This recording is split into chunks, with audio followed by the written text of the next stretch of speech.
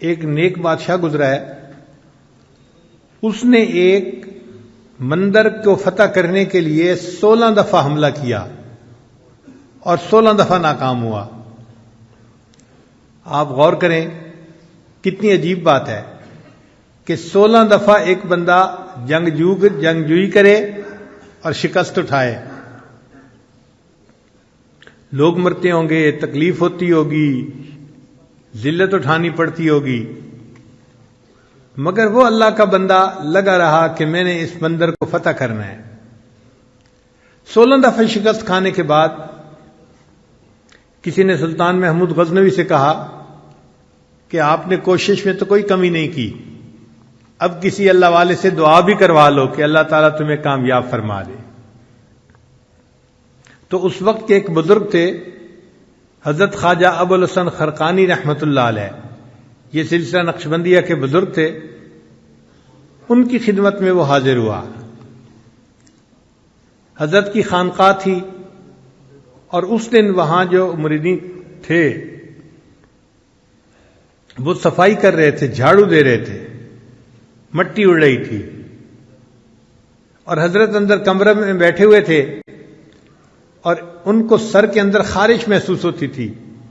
یہ خارش کئی مرتبہ جوؤں کی وجہ سے بھی ہوتی ہے اور کئی مرتبہ خشکی کی وجہ سے بھی ہوتی ہے۔ تو چونکہ بال لمبے لمبے تھے، زلفیں تھیں، تو حضرت نے ایک خادم کو کہا کہ بھئی سر میں دیکھو کہ یہ خارش کیوں ہو رہی ہے۔ تو وہ سر میں آپ یوں سمجھیں کہ خشکی دیکھ رہا تھا یا جوئیں تلاش کر رہا تھا۔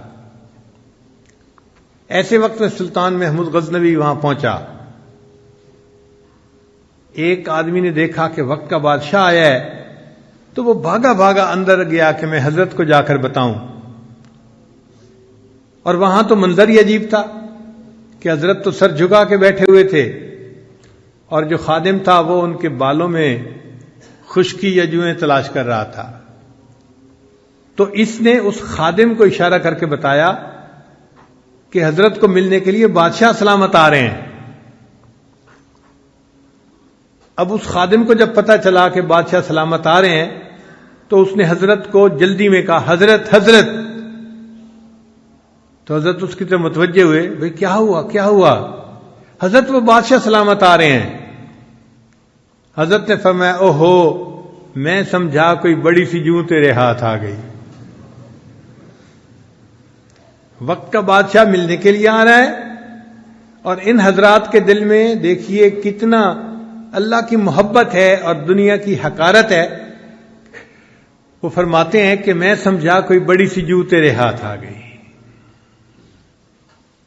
اتنے میں سلطان محمود غزنوی بھی آ گیا۔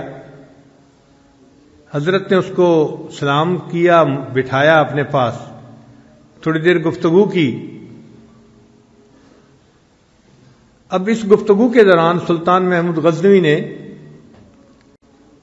درہم و دینار کی بھری ہوئی ایک تھیلی ہدیے کے طور پہ پیش کی۔ تو حضرت نے سلطان محمود کو کہا کہ اس کو یہاں رکھ دیں۔ اس نے رکھ دی۔ تھوڑی دیر بعد حضرت نے اپنے خادم سے کہا کہ بھئی ہمارے پاس کھانے کی کوئی چیز ہے؟ ایک خشک روٹی کا ٹکڑا تھا۔ اس نے کہا جی کہ وہ خشک روٹی کا ٹکڑا ہے۔ فرمایا لے آؤ۔ جب وہ لے آیا تو آپ نے بادشاہ کو پیش کی کہ آپ کھائیے۔ اب بادشاہ نے خشک روٹی کا ٹکڑا جو اپنے منہ میں ڈالا تو وہ اتنا خشک تھا کہ حلق سے نیچے نہ اترا، تو پانی پینے کی ضرورت محسوس ہوئی۔ تو حضرت نے اس سے کہا کہ لگتا ہے کہ یہ خشک ٹکڑا نیچے گلے سے اتر نہیں رہا۔ اس نے کہا جی ہاں، یہ اتنا خشک ٹکڑا ہے کہ میرے گلے سے نیچے نہیں اتر رہا۔ فرمایا جیسے میری خشک روٹی کا ٹکڑا تمہارے گلے سے نہیں اتر رہا، یہ تمہارے درہم و دینار کی تھیلی میرے بھی گلے سے نہیں نیچے اتر رہی۔ تو بادشاہ نے محسوس کیا کہ واقعی ان کو کوئی درہم و دینار کی ضرورت نہیں، یہ استغنا کے ساتھ اللہ کی یاد کرنے والے لوگ ہیں۔ اس نے کہا کہ حضرت اب میں مقصد بتاتا ہوں جس کے لیے حاضر ہوا، کہ میں ایک مندر کو فتح کرنے کے لیے 16 دفعہ حملہ کر چکا ہوں مگر میں ہر دفعہ ناکام ہوا۔ اب ایک مرتبہ پھر حملہ کرنے کا ارادہ ہے، تو دعا کروانے آیا ہوں کہ آپ دعا کر دیجئے کہ اللہ مسلمانوں کو کامیاب کر دے۔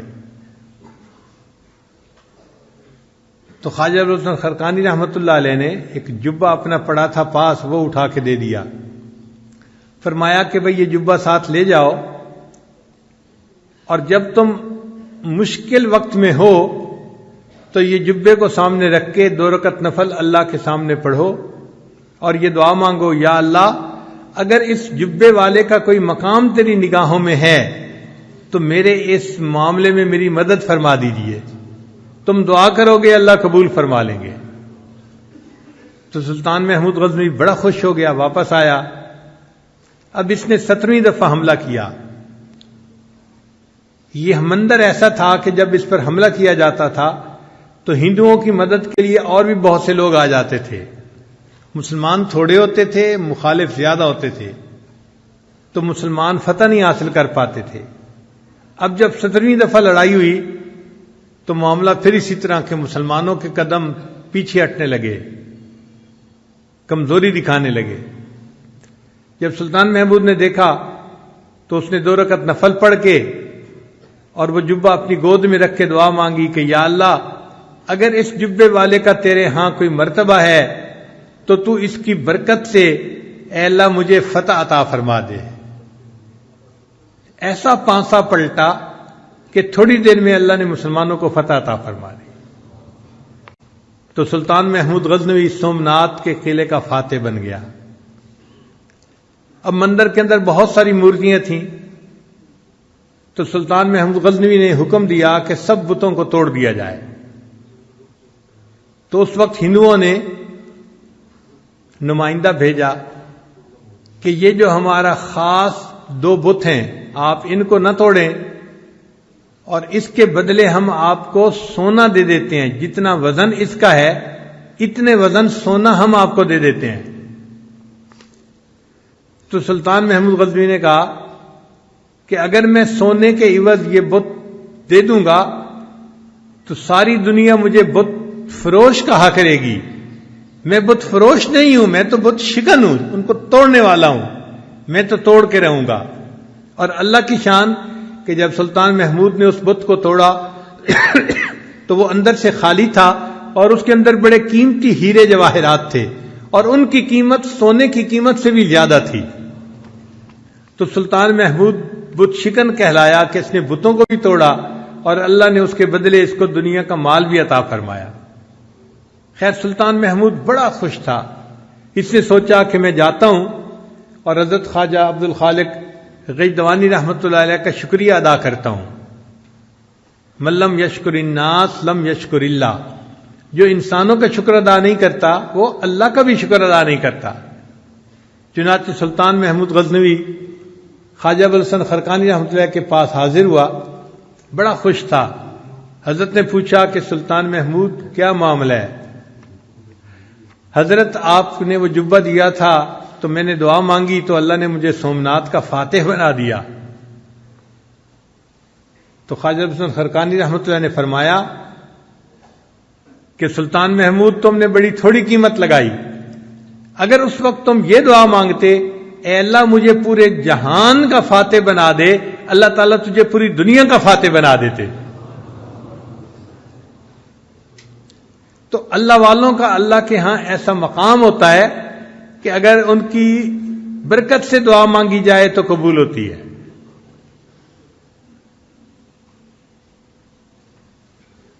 کہتے ہیں کہ سلطان محمود غزنوی جب فوت ہوا تو کسی نے خواب میں دیکھا، اس نے پوچھا سلطان محمود آگے کیا بنا؟